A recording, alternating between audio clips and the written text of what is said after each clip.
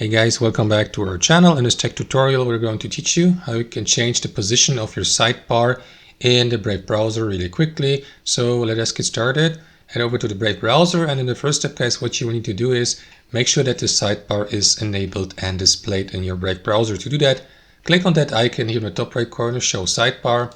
That is going to open up that sidebar here to the right with the Brave browser AI writing assistant here, Leo AI, as well as various access to various extensions we have installed, customization tools, the reading mode, and so on and so forth. So if you would like to see that sidebar permanently, guys, simply right click on it and make sure that either always or on mouse over at least is selected to show that sidebar so that it doesn't disappear. You may also, of course, hide it by selecting never. And if you'd like to move its position here to the left, guys, simply select move to the left, and that is going to migrate it to the left here. And that's basically it, guys.